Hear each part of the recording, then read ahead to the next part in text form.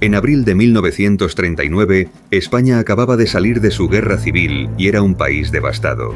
La guerra había dejado más de 500.000 de fallecidos entre los dos bandos y una crisis económica de la que no comenzaría a salir hasta mediados de los años 50 del pasado siglo.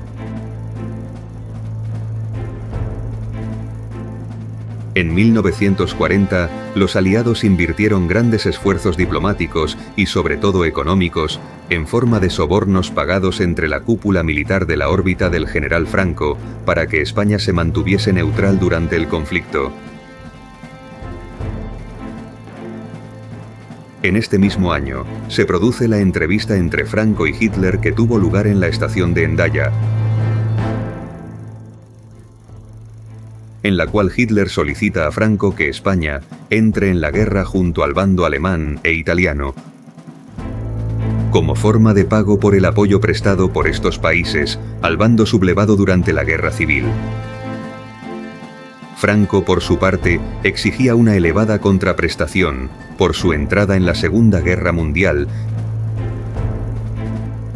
que incluían la cesión de los territorios africanos de la Francia de Vichy, la recuperación de Gibraltar en manos de los británicos y suministros de grandes cantidades de material bélico y alimentos. Condiciones que Hitler no aceptó. Y hasta aquí llegaron las negociaciones entre Franco y Hitler. Después de esta ocasión, jamás volverían a encontrarse.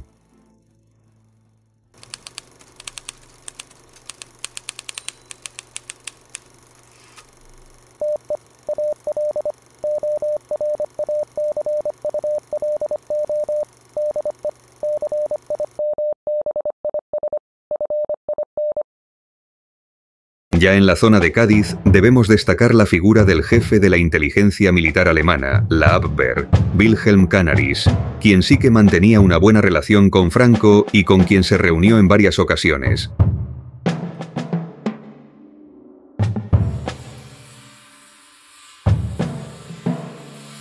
Canaris gustaba mucho de visitar España, ya que dominaba el idioma y en sus visitas acostumbraba a alojarse en el Hotel Reina Cristina, en Algeciras, Cádiz, desde donde se tenían unas excelentes vistas del Peñón y el puerto de Gibraltar.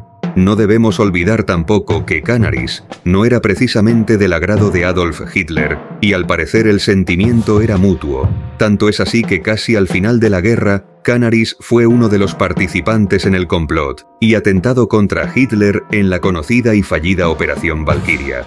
Canaris fue detenido, juzgado y condenado a muerte por su implicación en esta operación.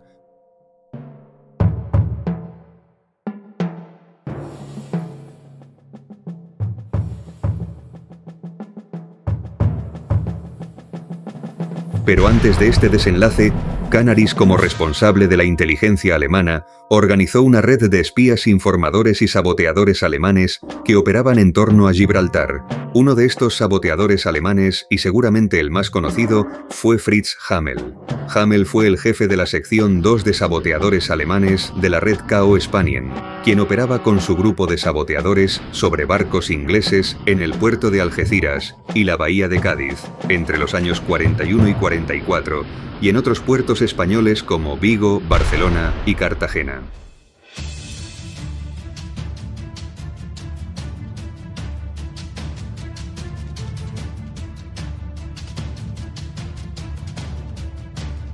Los británicos tampoco se quedaban atrás, y sus servicios de inteligencia en 1944 idearon la Operación Copperhead, en la cual pretendían hacer pasar a un actor inglés llamado Clifford James por el mismísimo general Montgomery, debido a su increíble parecido físico con este. El plan era sencillo a la vez que brillante. Enviaron al actor como si se tratara del mismísimo Montgomery a Gibraltar, donde se dejó ver para que los confidentes de la Abwehr y del Servicio de Inteligencia Militar Español informasen al alto mando alemán que Montgomery se dirigía al norte de África, desde donde se iniciaría presumiblemente la invasión de Europa, alejando así la atención de los alemanes de Normandía, donde se produciría realmente el desembarco. En este punto de la historia es donde intervienen los agentes del Servicio de Información Militar Español, al frente del cual se encontraba el teniente coronel Sánchez Rubio, cuyo nombre en clave para los ingleses era Burma, como se puede apreciar en estos informes secretos desclasificados del MI6, y era conocido como el abuelo para los espías alemanes. En las imágenes de la película de 1956 basada en la novela homónima Yo fui el doble de Montgomery, donde se relata la operación Copperhead y que fue interpretada en su papel principal por el mismo Clifford James, aparece uno de estos informantes españoles que en el reparto de la cinta es llamado García y que está interpretado por el actor chipriota George Eugenius. Como dato anecdótico, cabe destacar que su personaje no tiene ni una sola línea de texto en toda la película y que en una de sus escenas aparece pelando y comiéndose una naranja mientras observa la llegada del falso Montgomery, tal vez como metáfora de que los espías españoles se comieron el bulo del viaje del falso general inglés. Eso sí, en favor de los servicios secretos españoles de la época, hasta la fecha, ha sido imposible localizar ni una sola foto de alguno de sus miembros, lo cual dice mucho de lo bien que ocultaban su identidad, una cualidad más que reseñable, dada la naturaleza de su trabajo. Por si fuera poco, junto con los ya citados espías ingleses, alemanes y españoles, en la zona también operaban saboteadores y agentes italianos, concretamente la 10ª Flotilla Más, de buceadores de combate italianos, siendo Junio Valerio Borghese, apodado el Príncipe Negro, uno de sus comandantes más notables. Estos buzos italianos merecen un capítulo aparte con alguna de sus operaciones más osadas para destruir barcos ingleses en el Mediterráneo y en la bahía de Gibraltar.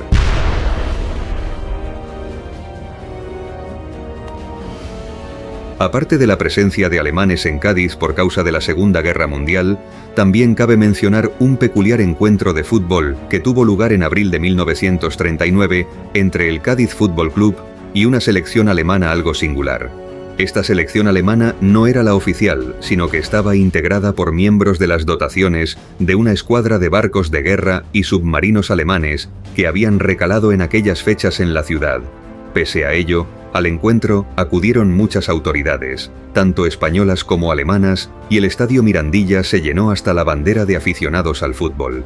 Por supuesto que al inicio del encuentro sonaron los himnos y los brazos se alzaron saludando en su habitual forma. Según cuentan las crónicas, parece que el equipo visitante azuzó bastante durante la primera parte al Cádiz, pero que este se rehizo en el segundo periodo y, ayudado por el viento de levante, que tampoco quiso perderse el encuentro, le endosó 5 goles a la escuadra alemana por uno solo de esta.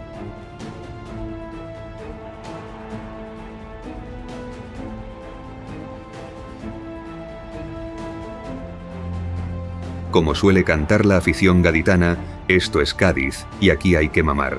Tirando del hilo de los personajes históricos, no podemos dejar de mencionar al comandante de submarinos alemán Albert Brandy y su relación con la provincia de Cádiz, en concreto con San Fernando y la Venta de Vargas, sitio emblemático e histórico del flamenco en España. En septiembre de 1943, el comandante Brandy estaba al mando del U-617 cerca de las aguas de Gibraltar, donde acababa de hundir al navío de guerra inglés HMS Packardge. Poco después fue descubierto y atacado por un avión Wellington de la Royal Air Force, recibiendo algunos daños. Y aquí es cuando comienzan los juegos del gato y el ratón en el estrecho. En una situación como esta, el tiempo siempre juega en contra del perseguido y los minutos de espera se vuelven horas, haciendo mucho más insoportables las ya de por sí penosas condiciones de confinamiento de los submarinos de aquella época. La presión y tensión del momento ponían a prueba los nervios de los submarinistas. Al permanecer tanto tiempo bajo la superficie, sin poder renovar la atmósfera del interior del submarino, hacía que ésta se volviera tóxica. Y en situaciones así es cuando la máxima "todas las personas nacen iguales, pero no todas pueden ser submarinistas" cobra todo su sentido. Pocas horas más tarde, vuelve a ser atacado por otra escuadrilla de aviones británicos que le lanzan más cargas de profundidad, causando numerosos daños graves al submarino, por lo que Brandy, ante la posibilidad de ser hundido, decide salir a superficie y encallar su nave frente a la costa de Melilla y salvar así a su tripulación de una muerte segura bajo el mar. De este modo pudieron abandonar el submarino en las balsas hinchables salvavidas y remar hasta la costa.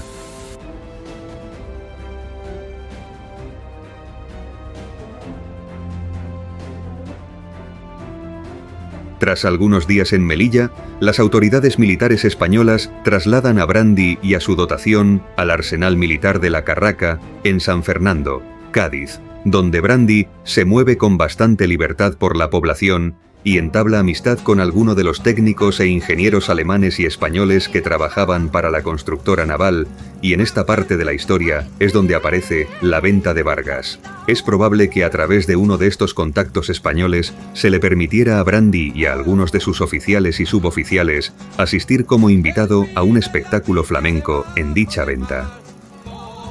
Un espectáculo flamenco que, conforme fueron pasando las primeras horas y ya entrando en la madrugada, con la ayuda del vino fino a granel, acabó degenerando en una juerga flamenca en toda regla, con alemanes cantando y bailando, y que sea lo que el Führer quiera, y tráiganos unas señoritas de esas, que nos hagan compañía por bulerías. Lo típico, vamos.